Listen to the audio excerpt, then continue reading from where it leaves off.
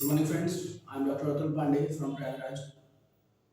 Today is my second lecture, and my topic of my lecture is urine formation. So let's start our class. Formation of urine. It involves three steps: ultrafiltration, selective resorption, and tubular secretion. समझते हैं इसको. Urine formation. It involves three steps.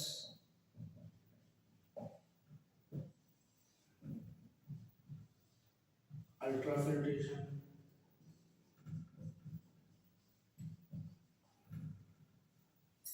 selective reabsorption,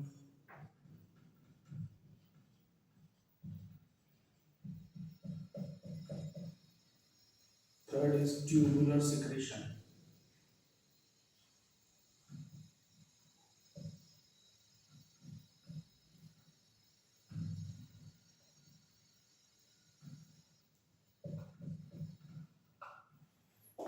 देखिए nephron का एक figure बना के इसको समझते हैं.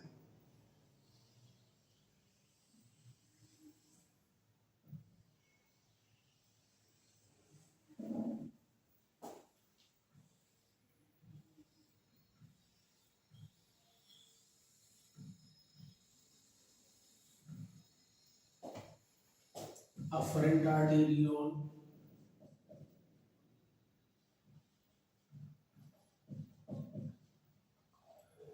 efferent arteriole,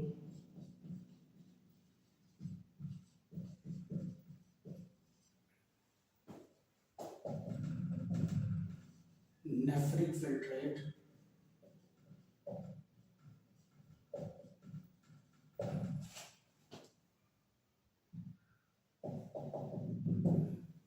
nephric tubules,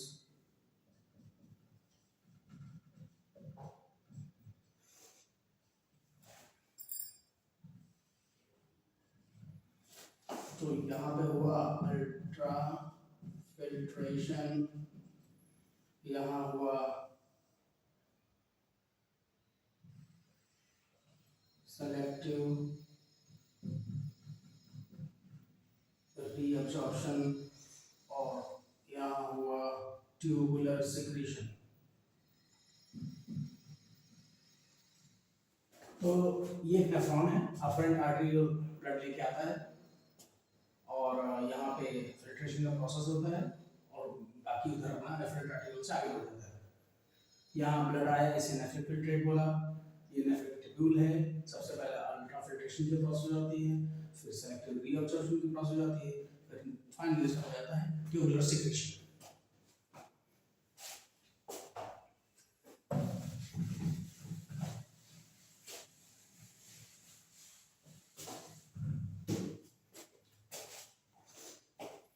पहला स्टेप अल्ट्रा फिल्ट्रेशन.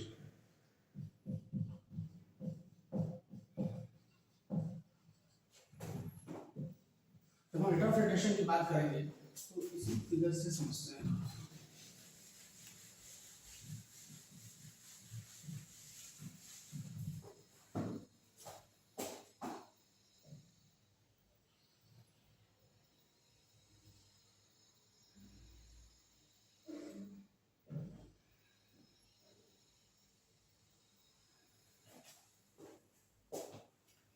देखिए ये हमारा हो गया बॉबिन कैप्सूल.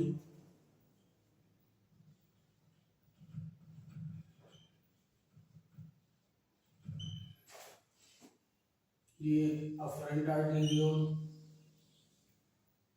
ये efferent arteriole, afferent arteriole, efferent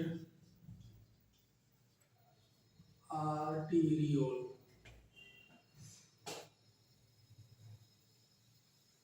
glomerulus,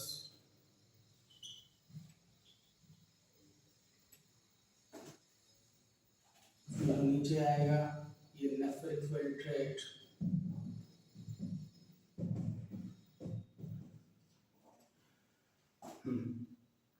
अब ये जो अफरेंट आर्टेरियोल है ग्लोमेरुलर से, हम इसको पढ़ने से पहले जब अल्ट्राफिल्ट्रेशन की बात करते हैं तो सबसे पहले हम प्रेशर्स की बात करते हैं।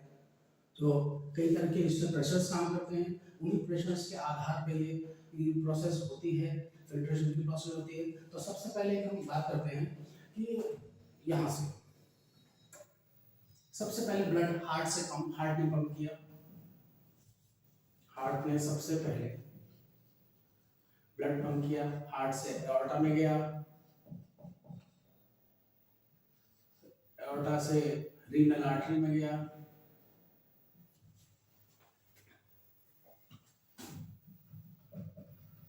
रीनल आर्टरी से ये सीधे अफरेंट आर्टेरियोल में आ गया। ठीक है, तो हार्ट में से ब्लड चला, आयोटा में गया, रीनल आर्टरी में गया, उसके अफरेंट आर्टेरियोल में यहाँ पे ब्लड आ गया।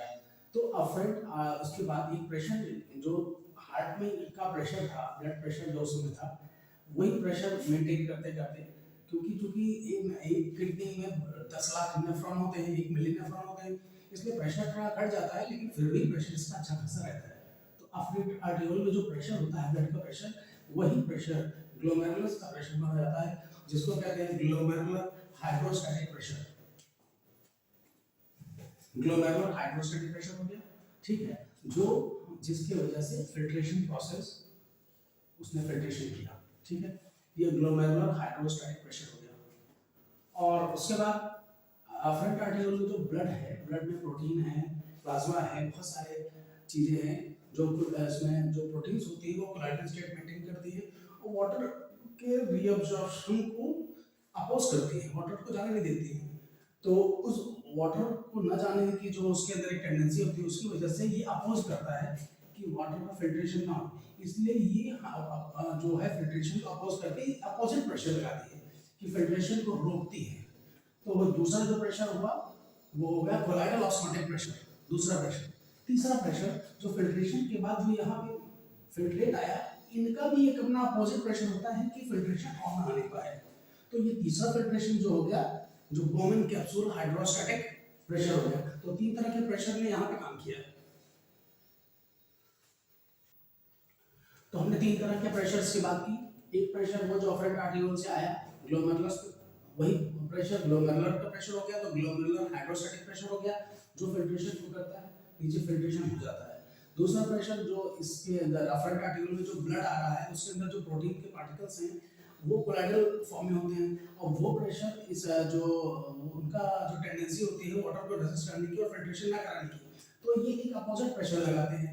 तीसरा प्रेशर है जो फिल्ट्रेट आ गया है, इसका भी एक प्रेशर मेंटेन होता है जो फिल्ट्रेशन के अगेंस्ट होता है, तो जिसको बोलते हैं बोमेन कैप्सूल हाइड्रोस्टैटिक प्रेशर। तो 3 तरह के प्रेशर हो गए। तो पहला प्रेशर क्या हो गया,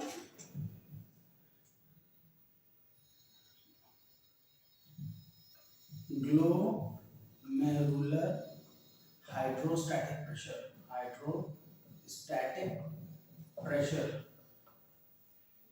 जिसको हम कह सकते हैं GHP। GHP कहते हैं ग्लोमेरुलर हाइड्रोस्टैटिक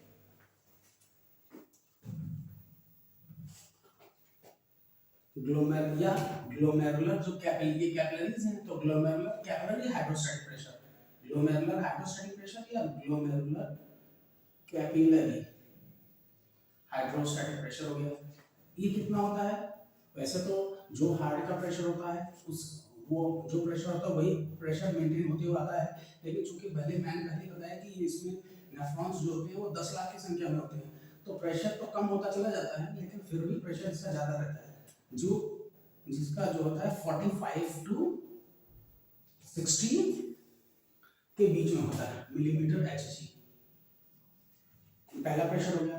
दूसरा प्रेशर जिसने फिल्ट्रेशन कराया, तो अपोजिट प्रेशर कौन कौन से हुए, जो कोलाइडल ऑस्मोटिक प्रेशर, क्योंकि उसमें प्रोटीन होते हैं वो कोलाइडल स्टेट में होते हैं, इसलिए वो फिल्ट्रेशन को रोकते हैं। कोलाइडल हाइड्रोस्टैटिक प्रेशर CHP मान के चलिए, ये कितना होता है 25 से 32 मिलीमीटर Hg। ठीक है, तीसरा प्रेशर कौन सा था, तीसरा प्रेशर जो filtration hydrostatic, Bowman capsule filtration hydrostatic pressure, Bowman capsular hydrostatic pressure, Bowman capsular hydrostatic pressure. तो इसको दे दीजिए BCHP, Bowman pressure, Bowman capsular hydrostatic pressure, इसका नाम है BOW, बॉमन प्रेशर। ये तीन तरह का प्रेशर हो गए। अगर हम इस तरह का, अब इसके जो फिल्ट्रेशन होगा इसमें नेट फिल्ट्रेशन प्रेशर की बात करें या इफेक्टिव फिल्ट्रेशन प्रेशर की बात करें, अगर हम इफेक्टिव फिल्ट्रेशन की बात करें या नेट फिल्ट्रेशन की, नेट फिल्ट्रेशन प्रेशर कितना हो गया? एक प्रेशर एक डायरेक्शन में है जो फिल्ट्रेशन को प्रमोट कर रहा है, दो बाकी दो प्रेशर है जो अपोज कर रहे हैं। तो नेट फिल्ट्रेशन प्रेशर कितना हो गया? Glomerular hydrostatic pressure, glomerular capillary hydrostatic pressure minus दोनों जो अपोजिट प्रेशर्स हैं, मानिए कोलाइडल हाइड्रोस्टैटिक प्रेशर, जैसे मान लिया CHP plus Bowman capsular hydrostatic PBOW, क्योंकि ये जो है ग्लोमेरुलर हाइड्रोस्टैटिक प्रेशर ये फिल्ट्रेशन करा रहा है, बाकी जो दो हैं वो फिल्ट्रेशन को अपोज कर रहे हैं। तो इसकी वैल्यू अगर हम मिनिमम वैल्यू ले लें जो हमारी दी गई है, मान लिया इसमें ये 45 है, इसमें माइनस कर रहे हैं, और जो इधर 25 और ये 12 से 18 होता है, ये 10 से 18 इसकी मिलीमीटर HG होता है। तो हमने यहाँ ले लिया इसको 25 प्लस यहाँ हो गया 10, तो 25 10 35, 45 में गए तो ये आया 10, तो 10 मिलीमीटर HG ये इसका होता है नेट फिल्ट्रेशन प्रेशर या इफेक्टिव फिल्ट्रेशन प्रेशर। इसी नेट फिल्ट्रेशन प्रेशर को इफेक्टिव फिल्ट्रेशन प्रेशर का हमारा क्या आ गया? 10 millimetre HG is the effective filtration pressure और नेट फिल्ट्रेशन प्रेशर।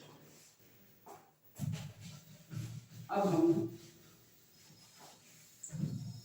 ये हमने जान लिया कि फिल्ट्रेशन में प्रेशर्स का क्या रोल है, किस तरह से प्रेशर्स इस पर वर्क कर रहे हैं और किस तरह से ये ओके। अब हम ग्लोमेरुलर फिल्ट्रेशन रेट की बात करते हैं।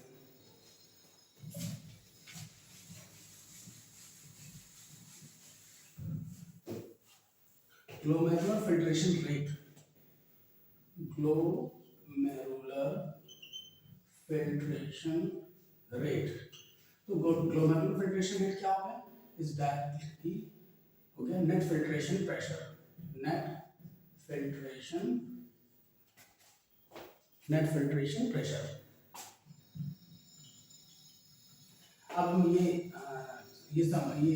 प्रोपोर्शनल को हटाएंगे तो ये जो जैसा ग्लोमेरुलर फिल्ट्रेशन रेट हो गया, तो GH ग्लोमेरुलर कैपिलरी फिल्ट्रेशन हो गया, हाइड्रोस्टैटिक प्रेशर जो हो गया वो हाँ,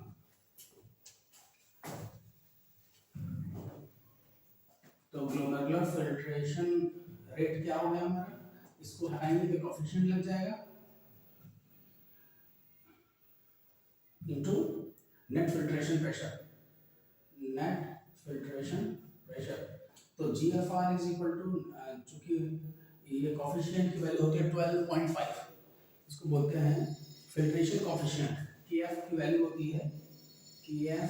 होती है 12.5, तो इसको कहते हैं फिल्ट्रेशन कोएफिशिएंट।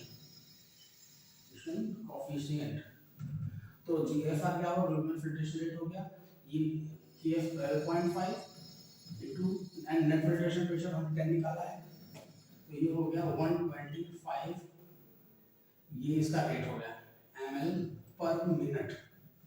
ये हमारा हो गया GFR कितना हो गया? 125 ml पर मिनट। अगर इसको हम 60 से मल्टीप्लाई कर दें तो जो वैल्यू आएगी वो 750 ml, 7,500 ml या 7.5 लीटर पर आवर। इसी को अगर 7.5 को हम 24 में कर दें तो ये आ जाएगी 180 लीटर पर डे। तो ये हमारी वैल्यू हो गई। तो जीएफआर का वैल्यू हमारा पर मिनट हो गया 125 ml पर minute.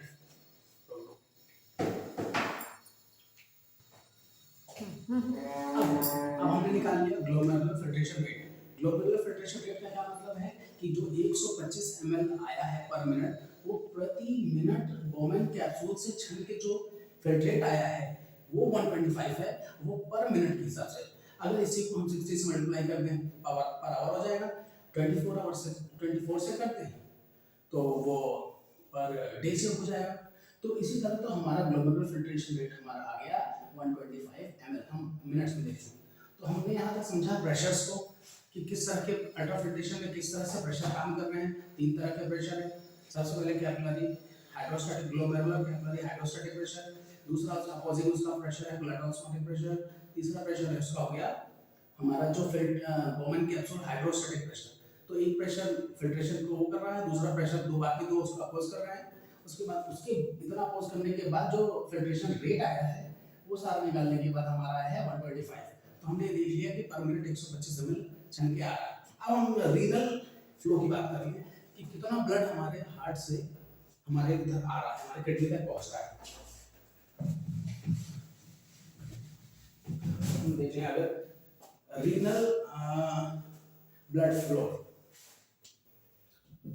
Renal blood flow, renal blood flow की बात करें तो जो कार्डियक आउटपुट है उसका 20% ब्लड हमारे रीनल ब्लड फ्लो में आता है।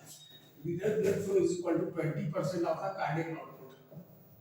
कार्डियक आउटपुट, कार्डियक आउटपुट जितना भी हो रहा है, हार्ट जितना वेंट्रिकल्स पंप करके हमारे किडनी को भेज रही, जितना भी पंप कर रही है उसका 20% आ जा रहा है। ये लगभग 1100 से 1200 ml होता है। 1100 से 1200 ml इसका जो होता है पर मिनट के अनुसार ये पंप करता है। तो अगर ये हमारा ये हो गया, अब हम इसमें निकाल ले रीनल प्लाज्मा फ्लो। ये तो ब्लड आया, ब्लड में प्लाज्मा भी होता है, 55% उसमें प्लाज्मा होता है। तो रीनल ब्लड तो इतना आ रहा है लेकिन ब्लड का पूरा पार्ट उसमें नहीं आता। ब्लड में जो प्लाज्मा होते हैं वो चलता है नीचे। रीनल प्लाज्मा फ्लो, तो रीनल प्लाज्मा फ्लो यानी 55% अगर देख लें तो ये लगभग 700 ml के करीब आता है। इसका निकालेंगे तो ये 700 ml आता है। ठीक है, तो अब हम फिल्ट्रेशन फ्रैक्शन निकालते हैं। फिल्ट्रेशन फ्रैक्शन, फिल्ट्रेशन फ्रैक्शन क्या होता है? GFR upon RPF. जीएफआर माने ग्लोमेरुलर फिल्ट्रेशन रेट, जो हमने अभी निकाला था वो निकाला था जीएफआर। उसके बाद जो हमने आरपीएफ निकाला, GFR upon RPF. GFR glomerular filtration rate की माने कितना बोमेन कैप्सूल से पर मिनट छन रहा है, वो आया था हमारा 125 ml। तो 125 upon renal plasma flow, renal plasma flow कितना है? 700 ml। मतलब ये कैसे निकाला कि अभी जो कार्डियक आउटपुट है पर मिनट उसका 20% रीनल की तरफ आ रहा है। उस 20% को अगर देखें, कार्डियक आउटपुट जितना है 5 to 6 लीटर, उसका ये इतना 1100 से 1200 ml होता है, 20%। इसमें जो ये ब्लड है, ब्लड में प्लाज्मा भी होता है, ब्लड में 55% प्लाज्मा होता है, तो उसका 55% जब इसका निकाला तो 700 आया। तो अब हम फिल्ट्रेशन फ्रैक्शन की बात कर रहे हैं कि जीएफआर अपॉन आरपीएफ इसका फार्मूला है। तो 125 अपॉन 700 कर दिया तो ये आया 17%। इनको 100 कर देंगे, फ्रैक्शन निकाला तो ये 17% आ रहा है। अब ये 17% ही है, माने जो 1100 से 1200 ml ब्लड आ रहा था उसमें 55% प्लाज्मा था, उसका मात्र 17% ही फिल्ट्रेट के रूप में नीचे आ रहा है। बाकी सब दोबारा डिफरेंट आर्टिकल से आगे बढ़ जा रहा है। 17% ही ब्लड नीचे को आया, बाकी सब डिफरेंट आर्टिकल से चला गया। अब हम urine rate of urine formation देखते हैं, कितना यूरिन फॉर्मेशन पर मिनट हो रहा है। रेट ऑफ यूरिन फॉर्मेशन,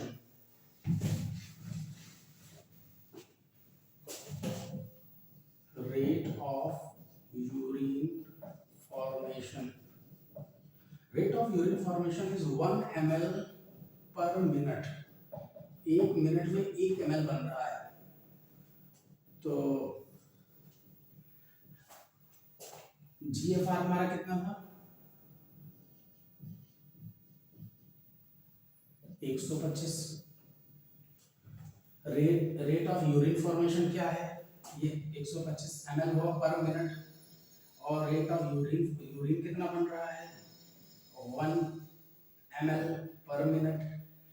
तो 125 ml GFR है, मतलब यूरिन फिल्ट्रेट होके वहां से आया बोमन कैप्सूल से 125 ml फिल्ट्रेट हुआ, लेकिन उसका यूरिन कितना बना, 1 ही ml बना, यानी 124 ml जो हुआ वो रीअब्सॉर्ब हो गया। यानी 125 उस बोमन कैप्सूल से 125 ml ब्लड छना पर मिनट, जो रेट है हमारा ग्लोमेरुलर फिल्ट्रेट रेट, लेकिन उसका सिर्फ 1 ml ही यूरिन फॉर्मेशन में गया, बाकी जो 124 ml था वो रीअब्सॉर्ब हो गया, मतलब मोर देन 99% जो यूरिन था वो रीअब्सॉर्ब हो गया। ठीक है, तो मोर देन 99% रीअब्सॉर्ब हो गया।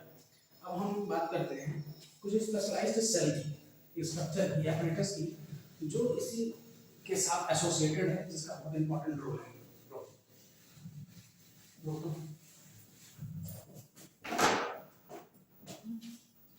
जुक्स्टा ग्लोमेरुलर apparatus,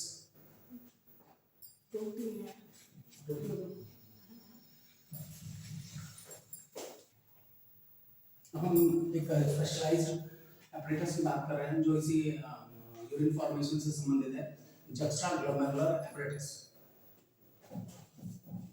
जुक्स्टा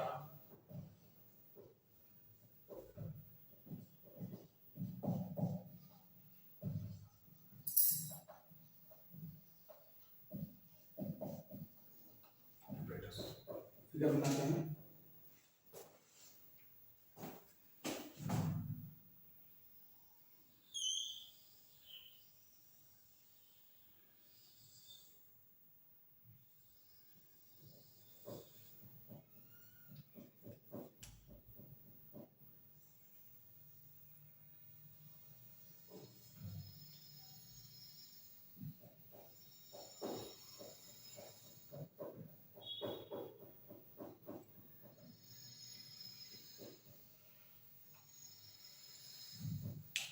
एक हम यहाँ छोटा सा देखते हैं नेफ्रॉन, ये हमारा नेफ्रॉन है,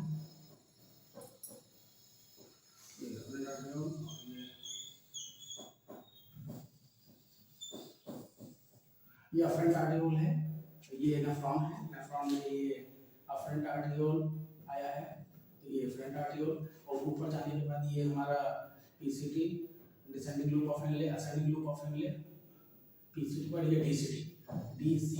तो डीसीटी का जो ये पार्ट होता है किडनी में, चूंकि ये कॉर्टेक्स के एरिया में होता है, तो ये क्या होता है, ये इसके बड़ा नजदीक होता है, ये कैपिलरी लाइक स्ट्रक्चर होता है, इसके बड़ा नजदीक होता है।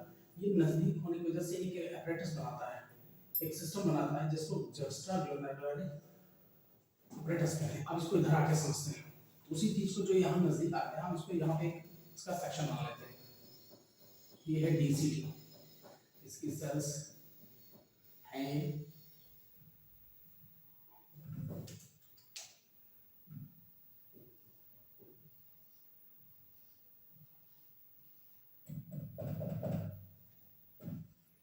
अब ये apparatus क्या है, इसको थोड़ा सा समझने की बात है कि ये बोवन कैप्सूल, ये कैपिलरी है, ग्लोमेरुलर,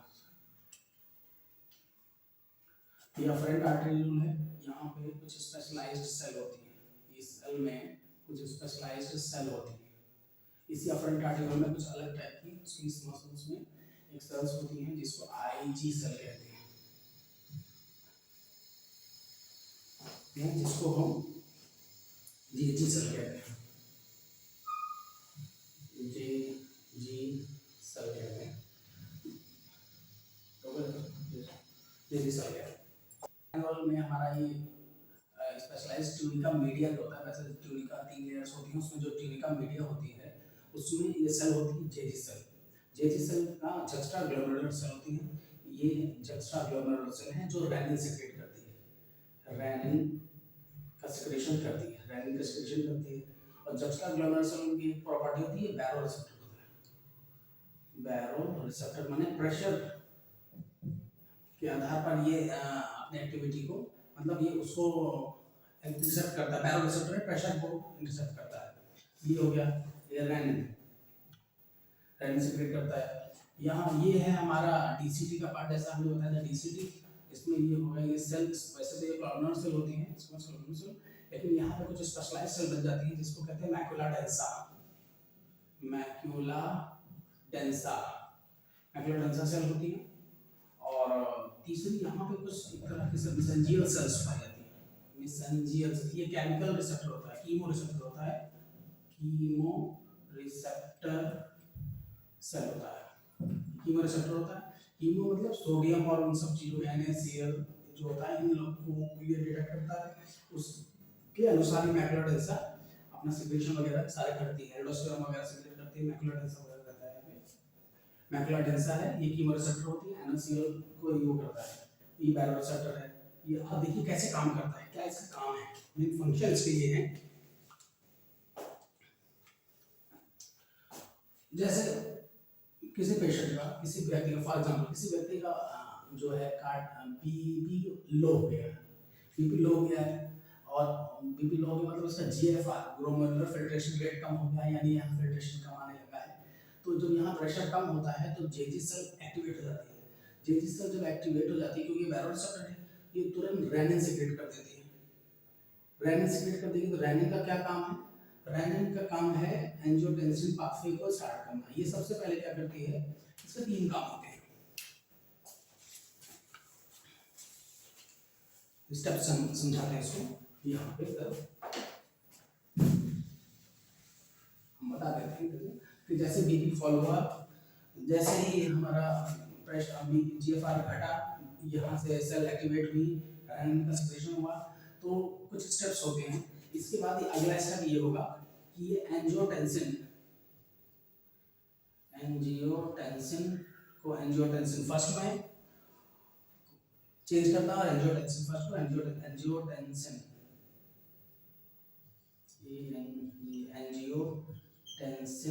फर्स्ट बनाता है। हाँ, जो ये बना होता है इनको रेनिन क्या करता है, एंजियोटेंसिन फर्स्ट को एंजियोटेंसिन सेकंड में बदल देता है। एंजियोटेंसिन को एंजियोटेंसिन फर्स्ट में बदल देता है ये रेनिन। रेनिन ने क्या किया, जैसे इसका सिक्रेशन हुआ, इसने एंजियोटेंसिन, ये लिवर में बनता है, एंजियोटेंसिन को एंजियोटेंसिन फर्स्ट में कन्वर्ट किया। यहाँ पे एस इनहिबिटर ने काम किया, इसने एंजियोटेंसिन सेकंड में कन्वर्ट कर दिया, एंजियोटेंसिन सेकंड में बदल दिया। अब ये एंजियोटेंसिन सेकंड ने क्या किया, इसने 3 काम किए। 3 काम क्या क्या किए, इसने सबसे पहले वैसोकंस्ट्रक्शन कर दिया सबसे पहले, और दूसरा इसने थ्रस्ट को डेवलप किया, और तीसरा इसने एल्डोस्टेरोन का सिक्रेशन करा दिया। तो जब वैसोकंस्ट्रक्शन करते ही बीपी बढ़ने लगा, क्योंकि शुरुआत किससे हुई थी कि GFR हमारा घट गया था। GFR घटने की वजह से बीपी लो हो गया था, तो बीपी लो हो गया तो हमारा रेनिन एक्टिवेट हुआ, रेनिन ने एंजियोटेंसिन को एंजियोटेंसिन से फर्स्ट में बदला, उसके बाद एस इनहिबिटर ने एंजियोटेंसिन फर्स्ट को सेकंड बदला। एंजियोटेंसिन सेकंड ने क्या किया कि वैसोकंस्ट्रक्शन करा, सबसे पहले वैसोकंस्ट्रक्शन करा दिया। वैसोकंस्ट्रक्शन करते ही जो प्रेशर है बीपी का वो राइज होने लगा। या दूसरा फंक्शन क्या कर दिया कि एक्सेसिव थ्रस्ट को डेवलप किया, जिससे थ्रस्ट की वजह से लोग इंटेक वाटर इंटेक बढ़ जाएगा, उससे बीपी इंफ्लुएंस होगा। तीसरा इसने एड्रिनल कॉर्टेक्स को भी ये इसने एंजियोटेंसिन सेकंड ने एड्रिनल कॉर्टेक्स को भी वो इंटरसेप्ट किया या रिपोर्ट किया, तो उसने क्या है एल्डोस्टेरोन का सिक्रेशन कर दिया। एल्डोस्टेरोन एक साल्ट रिटेनिंग हार्मोन है, उसने क्या किया कि उसने बीपी को राइज कर दिया। ठीक है, तो ये हमारा रेनिन ने काम कर दिया। अब यहाँ पे अगर इस तरह की बात आती है तो रेनिन काम करता है। अब सेकंड स्टेप पे आते हैं, मैक्यूला डेंसा किस तरह से काम करता है। अब यहाँ पे जैसे मान लीजिए ये जा रहा है, ये हमारा असेंडिंग लो और आके यहाँ मैक्यूला डेंसा की ये सेल से तब वर्क करेगी जब सोडियम का जो यहाँ पे इंटेक बढ़ेगा। जैसे ये सोडियम को डिटेक्ट करेगी, ये थोड़ा सा जैसे आपने कहा ना कीमो रिसेप्टर, ये सोडियम को डिटेक्ट करती है। सोडियम को डिटेक्ट करने के बाद ये मान लीजिए कि फिल्ट्रेट में सोडियम ज़्यादा हो गया, मान लिया कि जैसे डिटेक्ट कैसे करेगी कि सोडियम हमारे जो यूरिन में है वो ज़्यादा हो गया, तो ये एक्टिवेट हो जाएगी। क्योंकि सोडियम ज़्यादा हो जाता है तो बीपी बढ़ जाता है। तो ये बीपी बढ़ जाए उससे घटाने के लिए ये क्या करती है कि सोडियम के रीअब्जॉर्प्शन के लिए कि सोडियम को रिटेन कर ले, सॉल्ट चूंकि एल्डोस्टेरोन का इसमें रोल है तो इसमें सॉल्ट रिटेनिंग वाला जो सिस्टम इसमें चल जाता है। नाइट्रोजन से सिग्नल करता है, बैलेंस सोडियम करता है, जीएफआर रेगुलेट होता है। हाँ, तो जैसे बताया ना कि ये इसमें मैक्लोडोन से कीमोरिसेप्टर इसने NaCl को डिटेक्ट किया, सिग्नलिंग की और सोडियम का रीअब्जॉर्प्शन हो गया। तो कैसे क्या है कि यहाँ से जब पहले स्टेप तो यहाँ बैरोसेप्टर हो गया कि बीपी घट जाए या जीएफआर घट जाए, तब स्थिति इस ये जस्टाग्लोमेरुलर कब काम किया जब हमारे NaCl वहाँ पे उसने डिटेक्ट कर लिया कि NaCl ज्यादा हो गया। अब NaCl ज्यादा होगा तो डीसीटी में चूंकि NaCl का रीअब्जॉर्प्शन होता है तो वहाँ पे ये सेल्स हैं, ये सेल कीमोरिसेप्टर होती है, इन्होंने NaCl को जब ज्यादा डिटेक्ट किया तो सिग्नलिंग की और सिग्नलिंग करने के बाद सोडियम को वहां से रीअब्सॉर्ब कर लिया गया और वो नीचे हो गया। कई बार केसेस में बीपी जब बढ़ जाता है तो सोडियम की वजह से तो उसको रीअब्सॉर्ब कर लेते हैं तो सारी चीजें मेंटेन होती है। तीसरी सेल है मेसेंजियल सेल, जो यहाँ मैं बोला था ना, ये mesangial cell, mesangial cell, mesangial cell या इसको दूसरा नाम है लासिक सेल कहते हैं। ये भी इसका भी काम ये जीएफआर ग्लोमेरुलर फिल्ट्रेशन को, जीएफआर को मेंटेन करना है। तो ये हमने जस्टाग्लोमेरुलर फिल्ट्रेशन को सीखा। अब हम आते हैं सीधे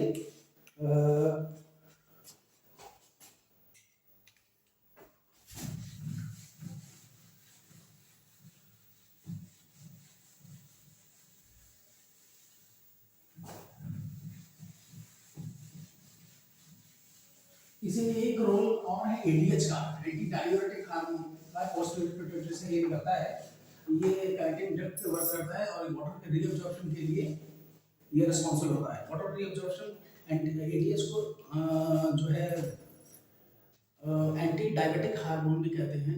एडीएच का सिक्रेशन होता है, वाटर का रीअब्जॉर्प्शन होता है और वैसोप्रेशन भी कहते हैं, कलेक्टिंग डक्ट पे कलेक्टिंग उस पर वर्क करता है पहले। अब हम आते हैं सीधे सेलेक्टिव रीअब्जॉर्प्शन।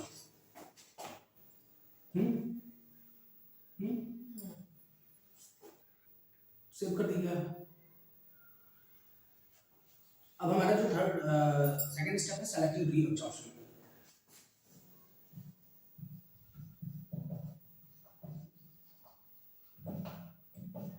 सेलेक्टिव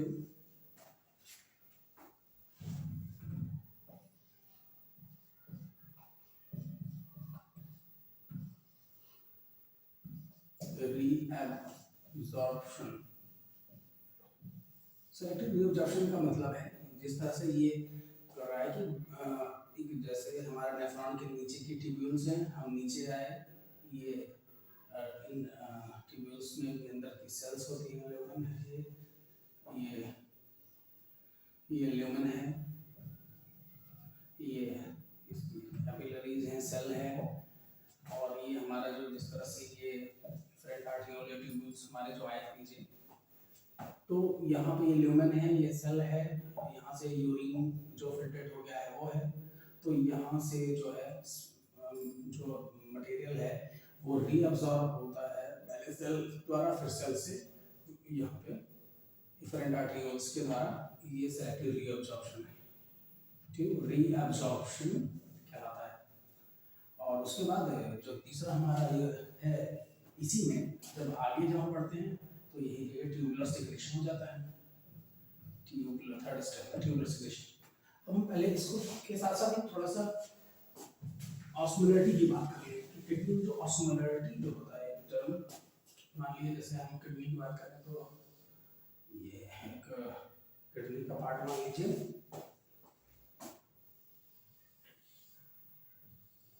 ठीक है, ये कॉर्टेक्स, ये हो गया हमारा मेडुला। कॉर्टेक्स का जो ऑस्मोलरिटी होती है वो 300 होती है, और जब हम मेडुला की तरफ बढ़ते हैं तो ये बढ़ती चली जाती है, मान लें ये हो जाएगी 400, 600, फिर 800, फिर ऐसे 1000, फिर ये 1200 ऑस्मोलरिटी तक ये बढ़ जाती है। तो ये हमारे पहले कॉर्टेक्स में जो हमारी ऑस्मोलरिटी रहती है वो कम रहती है, और जब हम मेडुला में आते हैं तो इसकी ऑस्मोलरिटी जो है वो बढ़ जाती है, ठीक है। अब हम आते हैं हमारा जो स्टेप है सेलेक्टिव रीअब्सॉर्प्शन, उसको हम एक फिगर के माध्यम से समझेंगे। तो इसमें हमने क्या समझा कि हमारे ल्यूमेन से जो आया मटेरियल जो उसमें से हमको सेलेक्टिवली रीअब्सॉर्ब करना है वो ल्यूमेन से सेल को हमारे जो कैपिलरीज हैं वो उसको एब्जॉर्ब कर लेती हैं। यहाँ पे हमने इनको ये मेडुला कॉर्टेक्स और मेडुला में जो ऑस्मोलरिटी होती है उसकी कितनी होती है, तो ये 300 मिलीऑस्मोल पर लीटर, और ये जो है जो मेडुला में ये चीज़ें बढ़ती चली जाती हैं।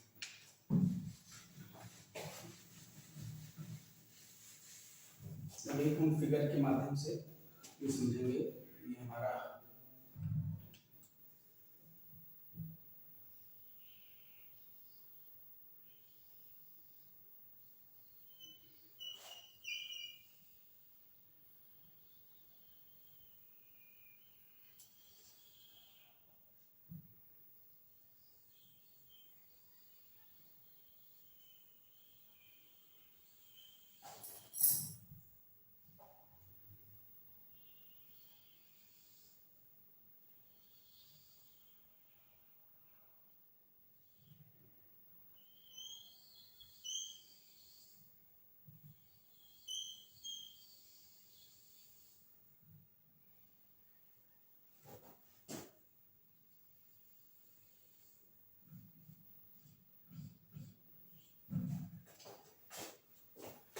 Bowman capsule,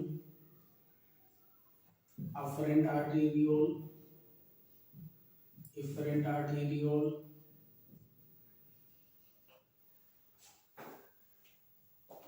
तो ये हमारा हो गया afferent arteriole, efferent arteriole, ये हमारा हो गया PCT, ये हमारा हो गया descending loop of Henle, DHA, descending loop of Henle, DLH, descending limb of loop of Henle, और ये ascending limb, ठीक है, PCT, DCT, descending loop of Henle, ascending loop of Henle, और ये हो गया हमारा DCT, ये हो गया हमारा कलेक्टिंग डक्ट। यहाँ पे ऑस्मोलरिटी हमारे 300 थी। यहाँ पे जब हम नीचे आते गए, चूंकि ये पार्ट हमारा कॉर्टेक्स में था तो ऑस्मोलरिटी 300 थी।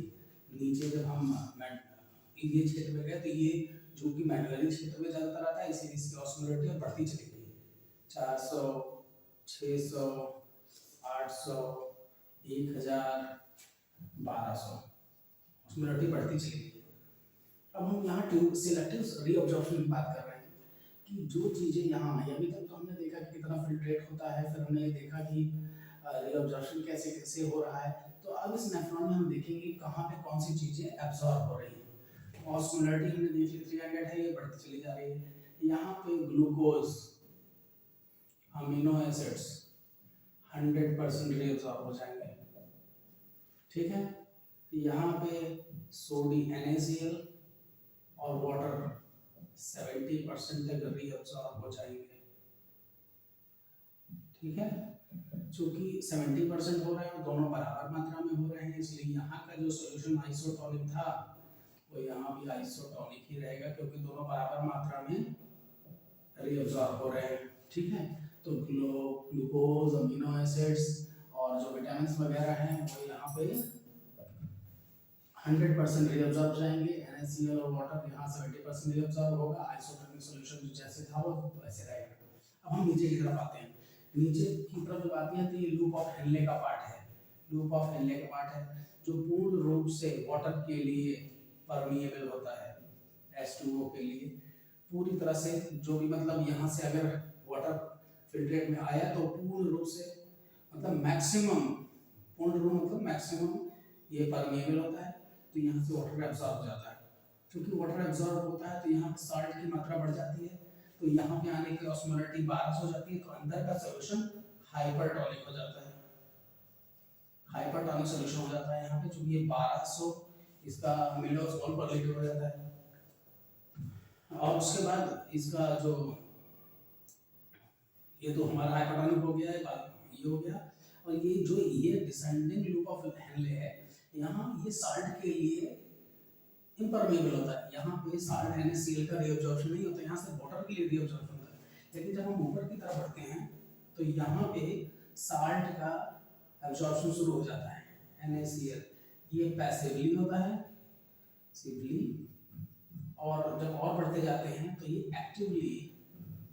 एक्टिवली साल्ट का रीअब्जॉर्प्शन शुरू हो जाता है। तो यहाँ तो सॉल्यूशन वही हाइपरटोनिक था, लेकिन जब यहाँ सोडियम का एब्जॉर्प्शन शुरू हो गया तो ये जो हमारा जो अंदर का जो यूरिन का पार्ट है वो हाइपोटोनिक तक पहुंच गया। यानी यहाँ पे जैसे 1200 होगा इसका ऑस्मोलिटी, तो ये ऑस्मोलिटी घटते यहाँ पे 100 तक पहुंच जाती है या 200 तक यहाँ ऑस्मोलिटी पहुंच जाती है। और ये पार्ट जो है, चूंकि देखिए ये पार्ट हम ये पार्ट, इतना पार्ट हमारा कॉर्टेक्स का है, ये मेडुला का है। हमने पहले भी देखा था कि यहाँ की ऑस्मोलिटी 300 के करीब होती है, यहाँ पे ऑस्मोलिटी बढ़ती है क्योंकि ये कॉर्टेक्स का पार्ट है और ये मेडुला का पार्ट है। ये मेडुला का पार्ट है। ऑस्मोलिटी ये रीअब्सॉर्ब, क्योंकि सोडियम रीअब्सॉर्ब पैसिवली होता है, यहाँ सोडियम एक्टिवली रीअब्सॉर्ब होता है, वाटर का रीअब्सॉर्प्शन कम हो जाता है। धीरे-धीरे यहाँ का जो यूरिन होता है वो जो है हाइपोटोनिक होने लगता है। जो अभी हाइपरटोनिक था वो हाइपोटोनिक हो जाता है क्योंकि यहाँ से सॉल्ट निकलते चले जाते हैं, वो घट जाता है। तो अब इसके बाद जब यहाँ 200 के करीब हमारा ऑस्मोलिटी पहुंच गया, उसके बाद पार्ट आ गया फिर से DCT का।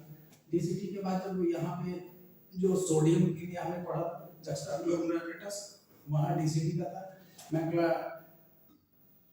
यहाँ से यूरिन जब आया, सॉल्ट जब पहुंचा तो यहाँ पे एल्डोस्टेरोन का फंक्शन शुरू हो जाता है क्योंकि DCT का जो पार्ट हमने पढ़ा था, मैकुला डेंसा सेल होती है, मैकुला डेंसा सेल सोडियम से एक्टिवेट हो जाती हैं और एल्डोस्टेरोन का सेक्रेशन होता है एड्रेनल कॉर्टेक्स से और सोडियम का रीअब्जॉर्प्शन होता है।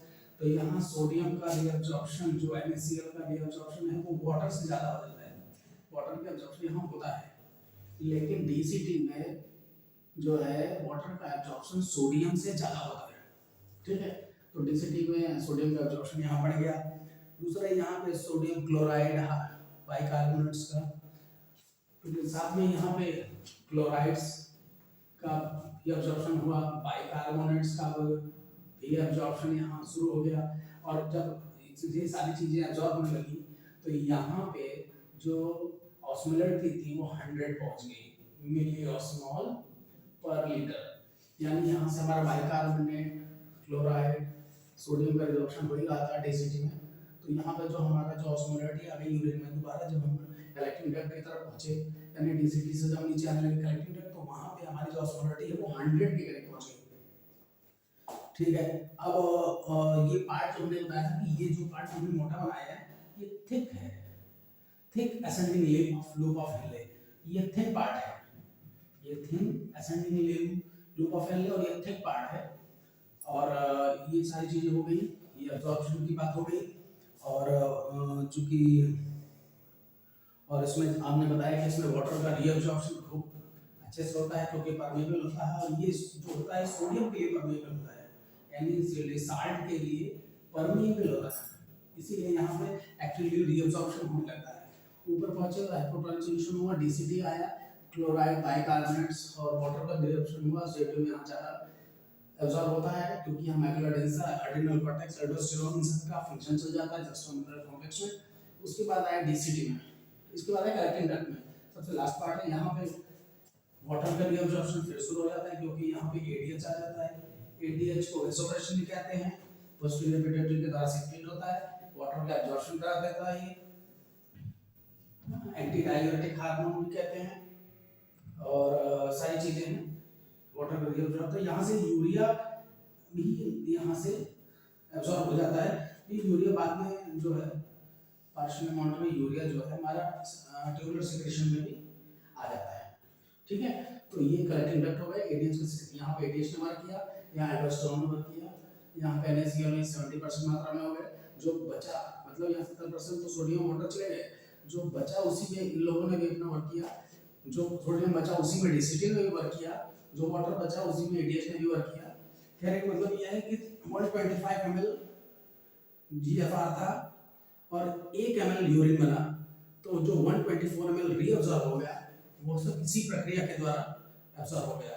जितनी तरह के अब्जॉर्प्शन आप देख रहे हैं 70% में बाकी परसेंट, इसी के बाद ही ये सारे लास्ट में जो हमारा यूरिन बाहर निकलता है वो 1 ml पर मिनट ये सारे अब्जॉर्ब हो जाते हैं।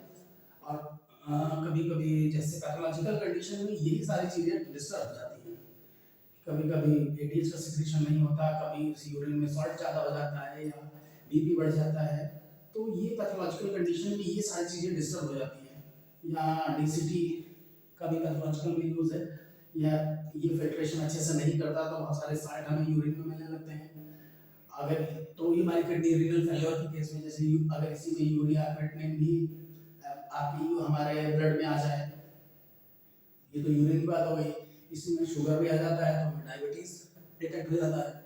अब इसी में अगर जो है हमारे ब्लड में यूरिया या क्रिएटिनिन भी, मान लिया कि यहाँ से यूरिया क्रिएटिनिन आया फॉर एग्जांपल, जिसको निकल जाना चाहिए था वो नहीं निकला, और यूरिया, इसका मतलब ये अच्छे से काम नहीं कर रहा है, नहीं तो निकल गया होता।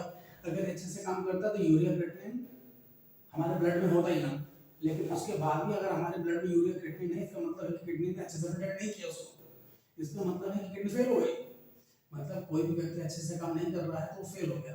अगर फेल ना हुआ होता तो यूरिया क्रिएटिनिन हमारे ब्लड में बढ़ता ही ना, तो उसको रिजर्व होना चाहिए, रिजर्व नहीं हुआ, अभी भी बढ़ा हुआ है, टेस्ट कराया बढ़ा भी ला, इसका मतलब ये है कि हमारे किडनी ने अच्छे से काम नहीं किया, इसीलिए इसको एक्यूट के एआरएफ और सीआरएफ की कंडीशन रखते हैं। तो ये हमारे सारी चीज़ें होंगी, लगभग चीज़ें हमने इसमें देख लिया है, बहुत सारी चीज़ें हो सकता है कि छूट गई। थर्ड स्टेप आते हैं ट्यूबुलर सिक्रेशन।